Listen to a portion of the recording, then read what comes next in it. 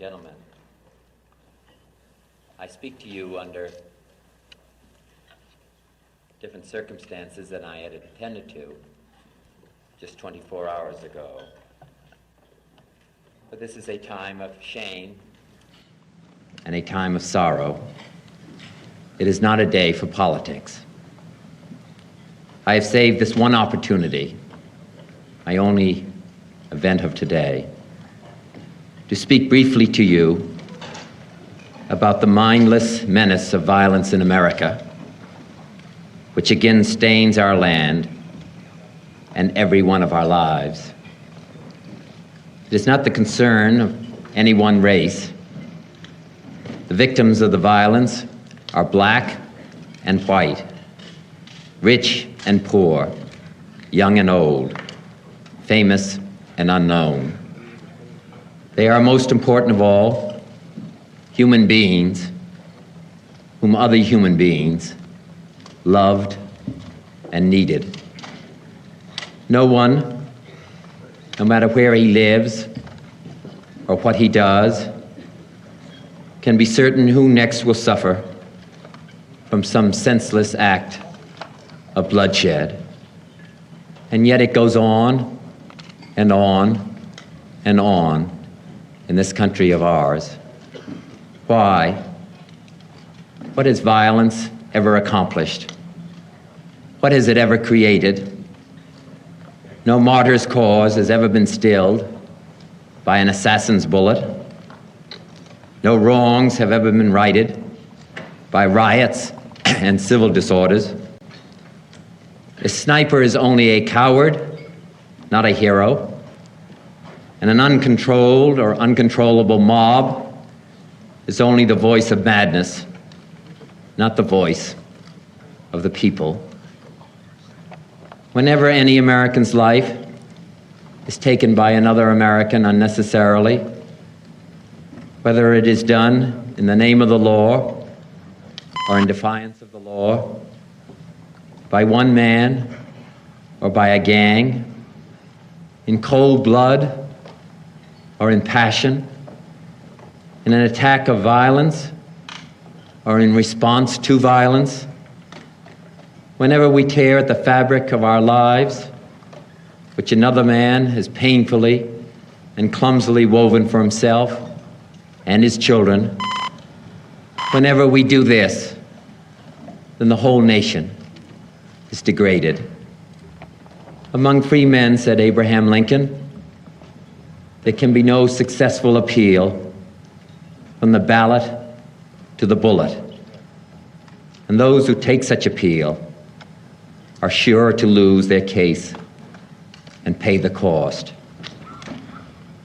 Yet we seemingly tolerate a rising level of violence that ignores our common humanity and our claims to civilization alike. We calmly accept newspaper reports of civilian slaughter in far-off lands. We glorify killing on movie and television screens, and we call it entertainment. We'd make it easier for men of all shades of sanity to acquire weapons and ammunition that they desire. Too often we honor swagger and bluster and the wielders of force. Too often we excuse those who are willing to build their own lives on the shattered dreams of other human beings. Some Americans who preach nonviolence abroad fail to practice it here at home.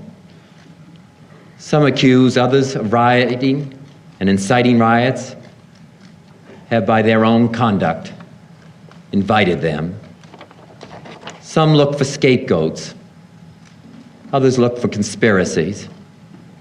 But this much is clear: violence breeds violence, repression breeds retaliation, and only a cleansing of our whole society can remove this sickness from our souls.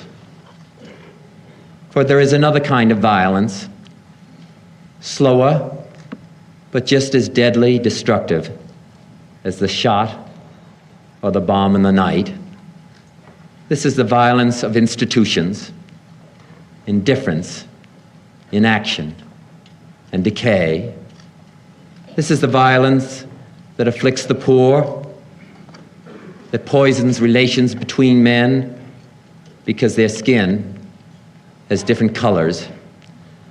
This is the slow destruction of a child by hunger, and schools without books, and homes without heat in the winter.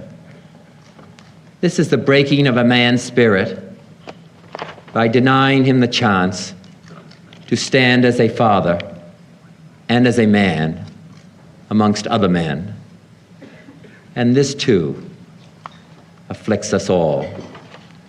For when you teach a man to hate and to fear his brother, when you teach that he is a lesser man because of his color or his beliefs or the policies that he pursues, when you teach that those who differ from you threaten your freedom or your job or your home or your family, then you also learn to confront others, not as fellow citizens, but as enemies, to be met not with cooperation, but with conquest, to be subjugated and to be mastered. We learn at the last to look at our brothers as alien men with whom we share a city, but not a community. Men bound to us in common dwelling, but not in a common effort.